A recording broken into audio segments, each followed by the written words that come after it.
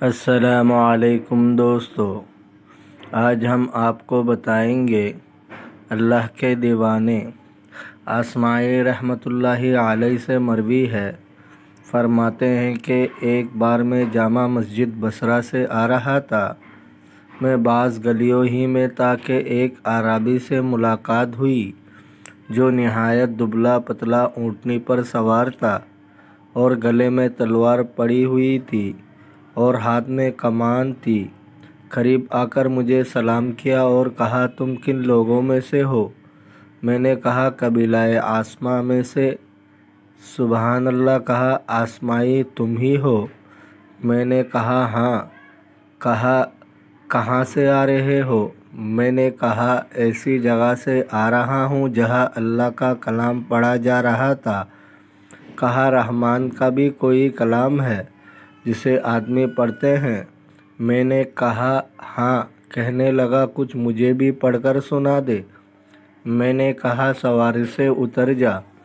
وہ اتر گیا۔ میں نے سورہ الذاریات شروع کی حتیٰ کہ آیت وَفِي السَّمَاءِ رِزْقُكُمْ وَمَا تُوعَدُونَ پر پہنچا، یعنی تمہارا رزق جس کا تم وعدہ کیے گئے ہو وہ آسمان پر ہے۔ کہا، اے آسمائی، یہ کلام اللہ عز و جل کا ہے؟ میں نے کہا، قسم ہے اس کی جس نے محمد صلی اللہ علیہ وسلم کو سچا نبی کر کے بھیجا۔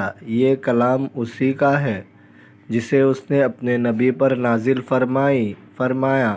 پھر کہا، بس کرو۔ پھر کھڑا ہو کر اپنی سواری کے اونٹ کو ذبح کیا اور کھال سمیت اس کے ٹکڑے کیے اور کہا، اس کے تقسیم میں میری مدد کرو۔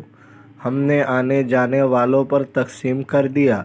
پھر تلوار اور کمان لے کر ٹکڑے کیے اور ریت میں دبا کر جنگل کی طرف روانہ ہوا اور کہتا جاتا تھا، وَفِي السَّمَاءِ رِزْقُكُمْ وَمَا تُوعَدُونَ۔ میں نے اپنے نفس پر ملامت کی کہ جس کلام سے یہ شخص بیدار ہو گیا تو اس سے کیوں نہیں بیدار ہوتا؟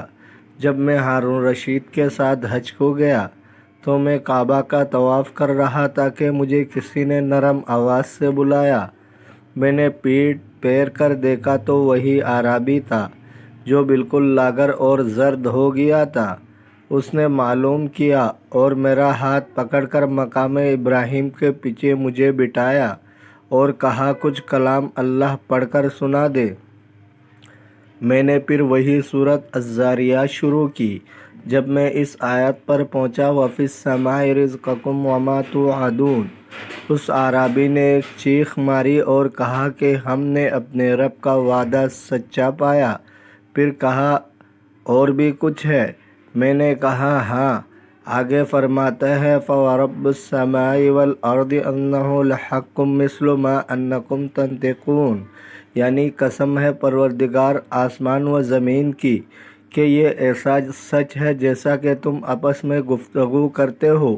یہ سنتے ہی اس اعرابی نے ایک چیخ ماری اور کہا، سبحان اللہ، اللہ جل جلالہ کو کس نے غصہ دلایا؟